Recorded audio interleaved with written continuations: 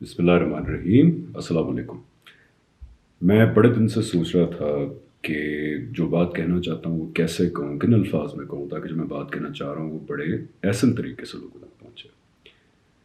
میری یہ ویڈیو جو ہے یہ بیسکلی ان لوگوں کے لیے ہے جو ہمارا مذہبی طبقہ ہے یا جو مذہب کو اپنی زندگی میں بڑی امپورٹنس دیتا ہے. بیکاز خدا کیا چاہتا ہے، ہم سے کیا توقع کرتا ہے، یہ بات انہی لوگوں سے کی جا سکتی ہے جو who actually care about God, about Day of Judgment. تو ہمارا جو مذہبی طبقہ ہے یا جو مذہب کو اپنی زندگی میں اہمیت دیتا ہے، یہ ویڈیو ان کے لیے، کیونکہ میرا یہ ماننا ہے کہ ہمارے جو مذہبی لوگ ہیں، آئی نو کہ لوگ ان کو ریڈیکیول کرتے ہیں، مولویوں کو ریڈیکیول کرتے ہیں یا مذہبی طبقے کو ریڈیکیول کرتے ہیں، لیکن میرا یہ بلیف ہے کہ ہمارا مذہبی طبقہ جو مذہب کے اوپر گھروں سے باہر نکل آتے ہیں، جو مذہب کے اوپر مرنے کے لیے تیار ہو جاتے ہیں، وہ ایکچولی بہت بڑا اثاثہ ہے. لیکن اگر ان کو مس گائیڈ کیا گیا تو یہ ایک بہت بڑا مسئلہ بھی بن سکتا ہے، یہی مذہبی طبقہ. تو میری اپیل جو ہے وہ اسی مذہبی طبقے سے ہے، میری ریکویسٹ سمجھ لیں. نمبر 1، میں کوئی اسکالر عالم ہونے کا کلیم کرتا ہی نہیں، میں ایک بڑا ادنا سا طالب علم ہوں مذہب کا، اور میں کچھ ریکویسٹ ہیں جو کرنا چاہتا ہوں. نمبر 1 یہ کہ خدا کی طرف سے ہمیں اصل میں 2 قسم کے امتحانوں میں ڈالا گیا اس دنیا کے اندر. ایک عمل کا امتحان تو ہم سب کو پتہ ہے کہ کیا ہے، یعنی کہ اپنے اعمال کو ہر حرام چیز سے پاک کرنا. ہمارے اعمال کے اندر کسی کے ساتھ زیادتی نہیں ہونی چاہیے، حق تلفی نہیں ہونی چاہیے، ہمارا مال حلال طریقے سے کمانا چاہیے، ہر چیز میں عمل کے اندر حرام سے دور رہنا. لیکن بدقسمتی سے ہماری امت کو یہ نہیں پتا کہ ہمیں ایک دوسرے امتحان میں ڈالا گیا جس کو علم کا امتحان. قرآن کے اندر آتا ہے کہ تزکیہ کرنا چاہیے. کس چیز کا تزکیہ کرنا چاہیے؟ علم کا، اخلاق کا، اور پھر بعد میں عمل آتا ہے. بدقسمتی سے ہمارے ہاں علم کے امتحان کو اس طرح نہیں سمجھا گیا یا اس کو وہ اہمیت نہیں دی گئی جو دینی چاہیے. تو میری ریکویسٹ یہ ہے کہ یہ شعور پھیلانا جو مجھے کم از کم نظر آیا کہ ہمیں سب سے پہلے علم کے امتحان میں ڈالا گیا. غیر مسلموں کا علم کا امتحان یہ ہے کہ جب بھی ان کی طرف خدا کی طرف سے کوئی بات کی جائے تو وہ اس کو دیانتداری سے سنیں اور اگر سمجھ آئے تو ایمان لائیں. لیکن مسلمانوں کا بھی علم کا امتحان ہے، اور وہ کیا ہے؟ وہ بھی امتحان یہی ہے کہ خدا کی طرف سے جو بھی بات آئے اس کو دیانتداری سے سنیں، علم اور عقل کی بنیاد پہ اس کو مانیں یا ریجیکٹ کریں. اب ہمارے ہاں خاص طور پہ جو پاکستان کے مسلمان ہیں یا سب کانٹیننٹ کے مسلمان ہیں، وہاں پہ 2 بہت کیا کہہ سکتے ہیں کہ 2 بڑے غلط کانسیپٹس آ چکے ہیں جن کی بنیاد پہ علم کے امتحان کے اندر خدشہ یہ ہے کہ ہم میں سے بہت سارے لوگ اللہ تعالیٰ کے ہاں شاید سرخرو نہ ہو پائیں. 2 بہت بڑی پولوشنز ہیں، آلودگیاں ہیں جو ہمارے علم کے امتحان میں بڑی سیلیبریٹ کی جاتی ہیں. ان میں سے ایک ہے ٹریڈیشنلزم، اقربا پروری، یعنی کہ ہمارے اکابر غلط نہیں ہو سکتے. کسی بھی بات کو اس بات پر ریجیکٹ کر دینا سوچے سمجھے بغیر کہ جی ہمارے بڑے جو ہیں وہ غلط نہیں ہو سکتے. ایک یہ مسئلہ ہے ہمارے اندر. اور دوسرا مسئلہ یہ ہے جذبات، کہ کوئی بھی بات جب خدا کی طرف سے آئے اور آپ کہ کیا کہتے ہیں کہ جو عقائد آپ کو جذباتی طور پہ بڑے پسند ہیں ان کے خلاف جا رہی ہو تو آپ اس کے تو سننے سے انکار کر دیں، یا محض اس بات پہ اس کو ریجیکٹ کر دیں جو ایموشنل وجوہات ہوتی ہیں. میں آپ کو اپنی بات سمجھانے کے لیے تھوڑا سا قرآن کی طرف آتا ہوں کہ آپ کو پتہ ہے کہ بنی اسرائیل اللہ تعالیٰ کی ہمارے سے پہلے مسلمانوں سے پہلے امت رہی ہے. ان کے ساتھ خدا نے جو اپنا وعدہ ختم کیا حضرت عیسیٰ علیہ السلام کی بعثت، وہ ان کی طرف آخری نبی تھے ان کے بعد، اس کی وجہ کیا تھی؟ یہود نے، بنی اسرائیل نے جو گمراہی اختیار کی وہ اس پہ نظر ثانی کرنے کے لیے تیار نہیں تھے. اس کی وجہ ایک تھی کہ ہمارے بڑے غلط نہیں ہو سکتے، ہمارے جو بڑے اکابرین تھے انہوں نے اگر کوئی بات کی ہے تو غلط نہیں ہو سکتے. آپ کو پتہ ہے کہ تالمود ایک کتاب ہے جو بہت ایک تھک کتاب ہے یہود کے اندر. تالمود 2000 سال کے اندر ان کے جو بڑے اکابر تھے ان کی جو دین کے بارے میں آبزرویشنز تھیں اس کو انہوں نے جمع کیا, اس کو کہتے ہیں تالمود. اور آپ یقین جانیں وہ بہت ہی ایک بےہودہ سے بہت بےہودہ کتاب ہے وہ, جس کے اندر بڑے عجیب قسم کے کانسیپٹس ہیں. یعنی کہ یہود کو کہا گیا ہے کہ آپ اللہ کے چوزن ونز ہیں, یہودی نہیں ہیں, ان کو گویم کہا گیا یعنی کہ وہ پلیت ہیں. اسی طرح عورت کی آواز سنیگاگ میں اس کو گندگی قرار دیا گیا. اس طرح بہت سارے عقائد ہیں اس کے اندر. لیکن وہ ٹریڈیشنلزم کا شکار ہوئے.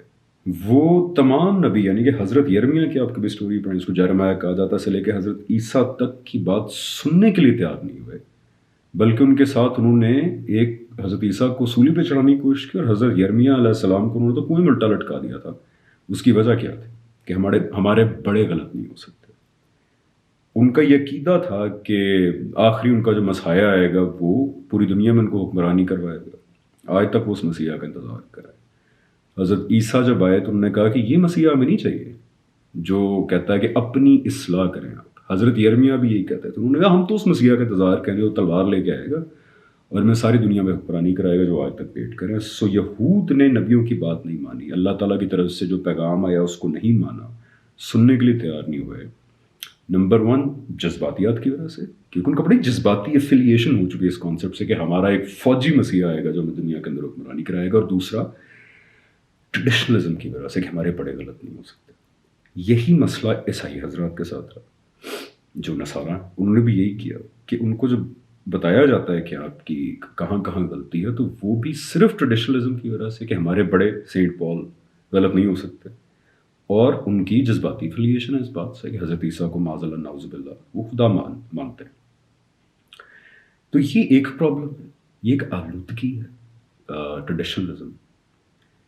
کیونکہ دیکھیں ہمارا یہ ماننا ہے کہ نبی صلی اللہ علیہ وسلم اللہ تعالیٰ کے آخری رسول آخری نبی حضرت محمد صلی اللہ علیہ وسلم اللہ تعالیٰ کے آخری نبی اور رسول, اور اس کے بعد کوئی نبی اور رسول نہیں آئے گا.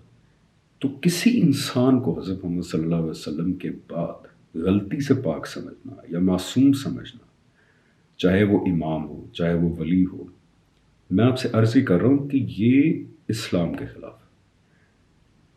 خاتم النبیین کی تو قرآن کے اندر آیت ہے, لیکن اس کے علاوہ ایک صحیح حدیث ہے کہ صحابہ نے پوچھا ہے رسول اللہ کہ واقعی نبوت ختم ہو چکی ہے؟ انہوں نے کہا جی ختم ہو گئی.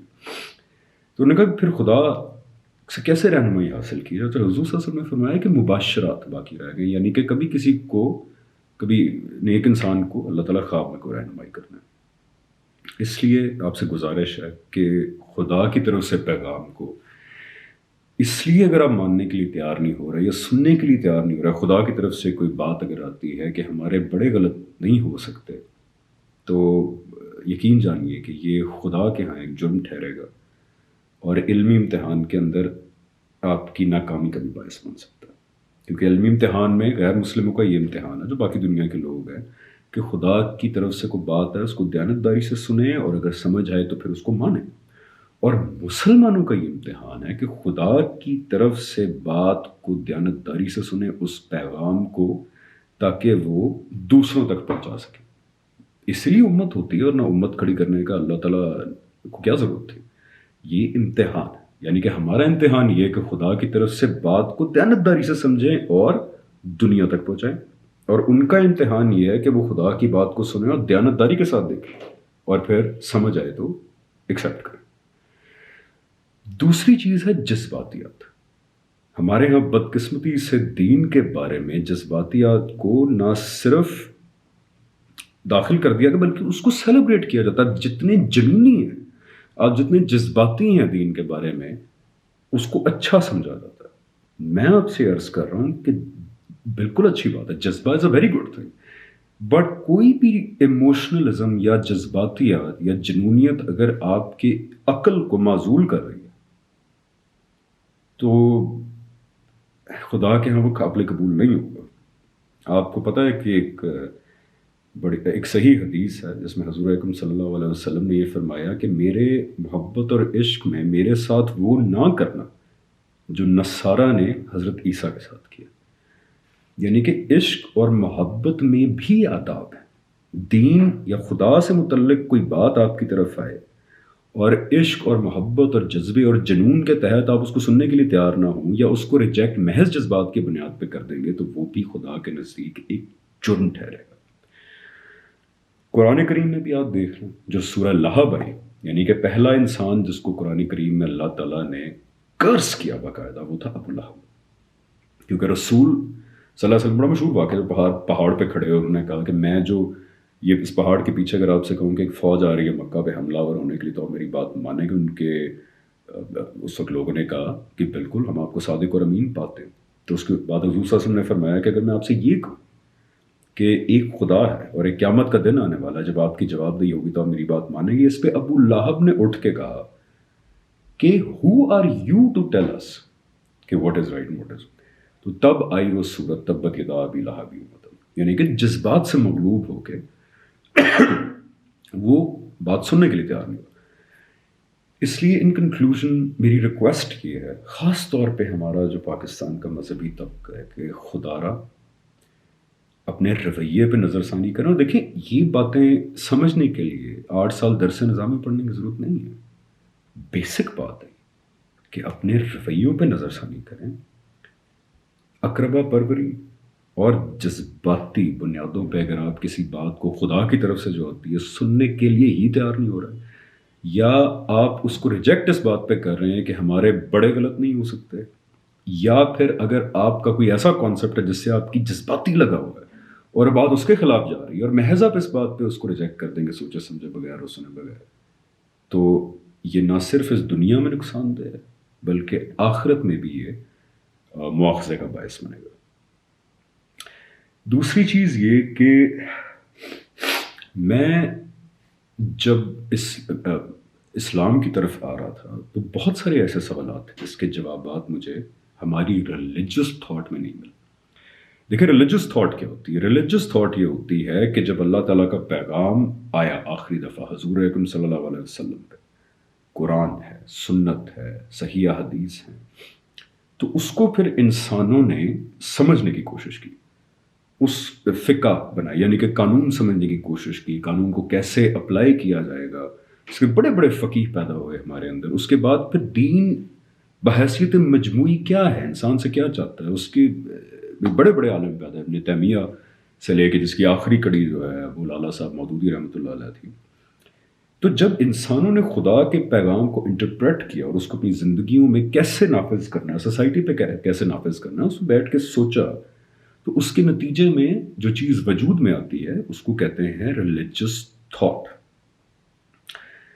اب ریلیجس تھاٹ جو ہمارا ہے جو انسانی کام ہے، یعنی کہ حضور اکرم صلی اللہ علیہ وسلم کے بعد جو کوئی بھی کم از کم میرا یہ ماننا ہے قرآن سنت اور حدیث کے مطالعے سے جتنا میں کر سکا ہوں طالب علم کی حیثیت سے، کہ حضور اکرم صلی اللہ علیہ وسلم کے بعد کوئی انسان بھی، کوئی امام، کوئی ولی، کوئی درویش کلیم نہیں کر سکتا کہ اس کو ڈائریکٹلی خدا کی طرف سے ہدایت آتی. تو اس لیے وہ معصوم نہیں ہو سکتا، وہ غلط کر سکتا ہے. تو ہماری جو ریلیجس تھاٹ ہے جو انسانوں نے اس پہ کام کیا ہے اس کے اندر بہت ساری شارٹ کمنگز ہیں. آج کے دور کے کئی سوالات ہیں جن کے جوابات نہیں ملتے اس کے اندر. اور یہ میں نہیں کہہ رہا، یہ بات تو شروع ہمارے ریسنٹ دور میں کی تھی علامہ اقبال رحمۃ اللہ علیہ نے. ان کے آپ ایسیز پڑھیے جو ہے reconstruction of religious thought in Islam, کہ اسلام کے اندر جو ریلیجس تھاٹ ہے انسانی کام اس کو ریکنسٹرکٹ کرنے کی ضرورت ہے. اور یہی سوچ قائد اعظم رحمۃ اللہ علیہ کی تھی اور انہوں نے جس کو اتنی اہمیت دی کہ پاکستان بننے کے فوراً بعد پہلا ان کا آرڈر تھا the formation of the department of reconstruction of religious thought in Islam. اور اس کا انہوں نے ہیڈ بنایا تھا علامہ محمد اسد کو who became the first citizen of Pakistan. Religious thought کے اندر ہمارے ہیں مسائل. فار ایگزامپل کافر کون ہوتا ہے؟ ہوز اے کافر؟ کافر اور غیر مسلم میں کیا فرق ہوتا ہے؟ اس کے علاوہ رسالت کیا ہے؟ رسالت اور نبی میں، رسول اور نبی میں کیا فرق ہوتا ہے؟ اس کے علاوہ کیا پوری دنیا کے جو غیر مسلم ہیں کیا وہ جہنم میں جائیں گے ہمیشہ کے لیے؟ یہ بھی بات ایک انسان کے ذہن کو سوال اٹھتا ہے اس کے اندر کہ یعنی کہ ہم 1.5 ارب مسلمان ہیں، 7 ارب دنیا کی ٹوٹل آبادی ہے، تو اس کا مطلب ہے کہ اس وقت 6.5 ارب کے قریب لوگ ابدی جہنم میں جائیں گے اس لیے کہ وہ مسلمان نہیں۔ اب یہ بات اگر آپ آنکھیں بند کر کے ماننا چاہیں تو ٹھیک ہے، لیکن بہرحال ایک عام ذہن کے لیے سوالات ہیں جو اٹھتے ہیں اور اس کے کچھ قابل تسکین جواب ہماری ریلیجس تھاٹ میں نہیں پائے جاتے۔ اس کے علاوہ بھی بہت سارے سوالات ہیں، لیکن ان شارٹ مجھے جس چیز نے مدد کی وہ تھاٹ پروسیس تھا جو آج سے تقریباً 150 سال پہلے شروع ہوا حمید الدین فراہی صاحب سے۔ پلیز ان کو گوگل کر لیجیے، آپ کو پتہ لگ جائے گا وہ کون ہے۔ اور پھر ان کے اسٹوڈنٹ امین احسن اصلاحی صاحب، ان کی تعلیمات، اور پھر ان کے اسٹوڈنٹ جاوید احمد غامدی صاحب، ان کی تعلیمات۔ اب دیکھیں، آئی نو کہ غامدی صاحب ایک بڑا کنٹروورشل نام ہے، اور مجھے بڑا دکھ ہوتا ہے جب لوگوں کی میں تنقیدیں دیکھتا ہوں ان کے اوپر، بیکاز یقین جانوں میں سے کوئی بھی تنقید علمی طور پہ صحیح نہیں ہوتی۔ فار ایگزامپل کہا جاتا ہے کہ منکر حدیث ہیں، نعوذ باللہ معاذ اللہ، ایسی بالکل بات نہیں ہے، پلیز ریسرچ کر کے دیکھ لیں ان کے اوپر۔ اس کے علاوہ بہت سارے الزامات لگائے جاتے ہیں، آپ ان سے دیکھیں علمی اختلاف کریں بالکل زبردست، بیکاز میرا یہ بلیف ہے کہ مذہب کے اندر آپ کو شخصیت پرستی نہیں کرنی چاہیے۔ بات غامدی صاحب کی شخصیت کی نہیں، اصلاحی صاحب کی شخصیت کی نہیں، حمید الدین فرائی صاحب کی شخصیت کی نہیں ہے۔ دیکھیں اس چیز پہ فوکس کریں کہ کیا کہا جا رہا ہے رادر دین کہ کون کہہ رہا ہے، یہ امپورٹنٹ ہے زیادہ۔ اب یہ جو سلسلہ ہے یعنی کہ حمید الدین فرائی صاحب، اصلاحی صاحب اور غامدی صاحب، اس کے اندر کچھ ایسی باتیں ہیں جن پہ میں چاہتا ہوں کہ جب تک آگے انشاءاللہ ڈیٹیل میں بات کرتے رہیں گے، لیکن میں چاہ یہ رہا ہوں کہ آپ ذرا ایک دفعہ نظر ثانی کریں ان کے ہاں ان کانسیپٹس کے اوپر۔ نظم قرآن کا ایک نظم ہے جو کہ ڈسکور ہوا، جو کہ گم ہو گیا تھا کہیں صحابہ کے رضی اللہ عنہ کے دور کے بعد، اور وہ ری ڈسکور ہوا، حمید الدین فرائی صاحب نے اس کام کا آغاز کیا تھا۔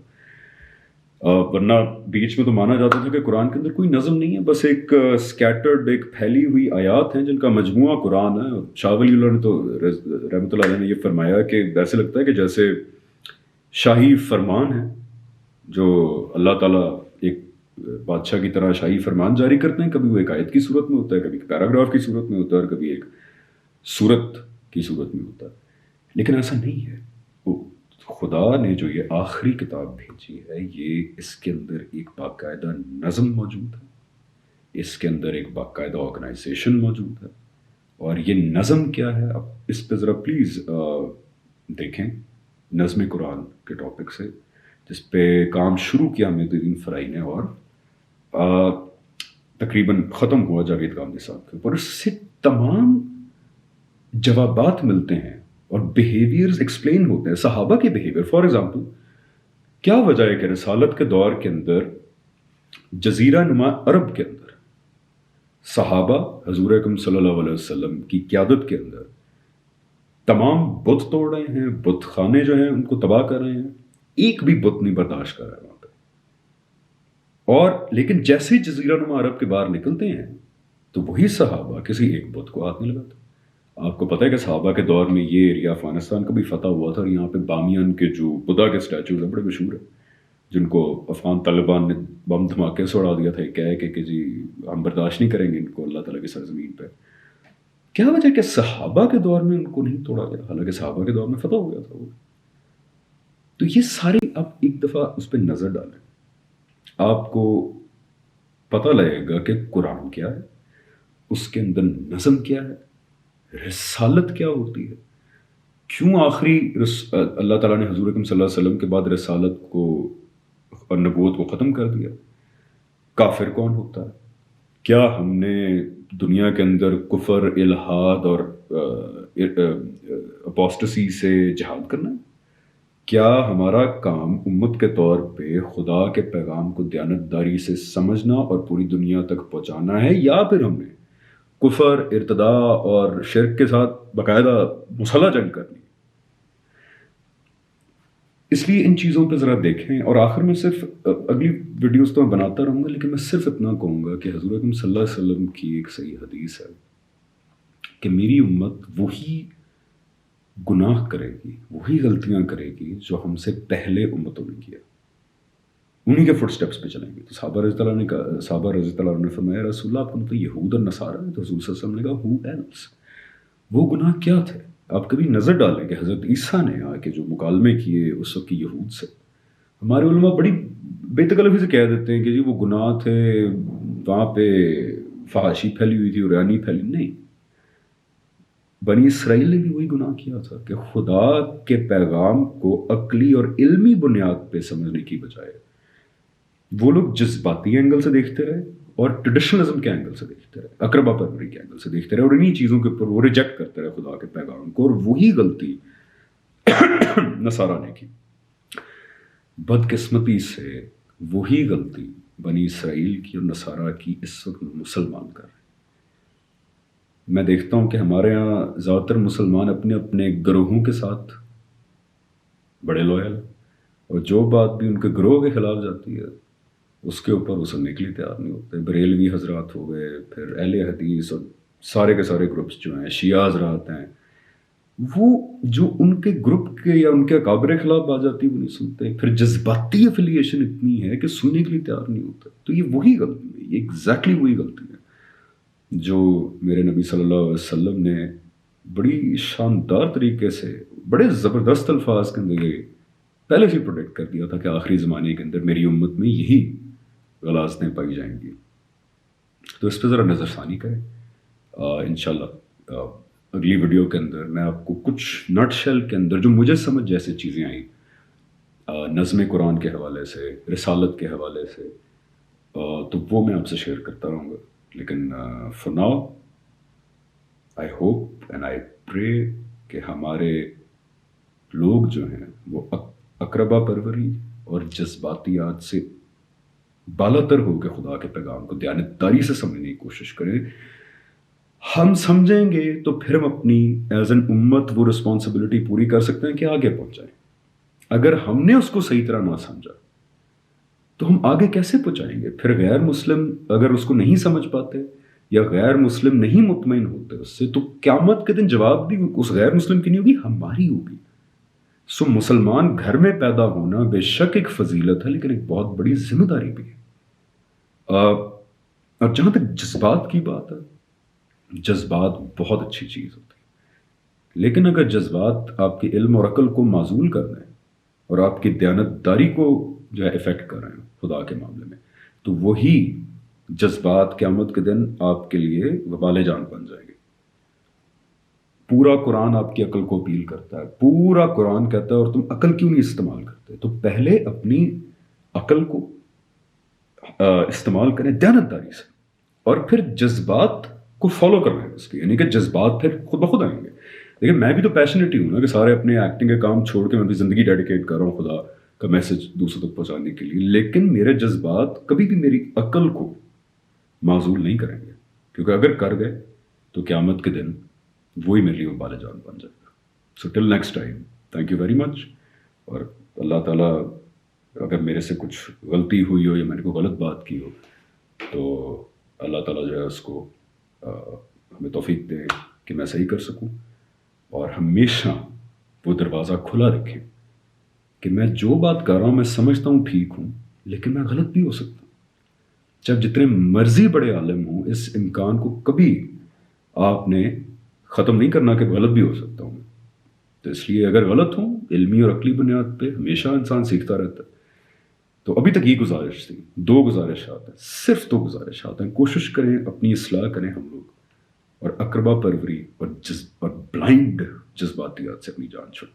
سو till next time, thank you very much. السلام علیکم ورحمۃ اللہ وبرکاتہ.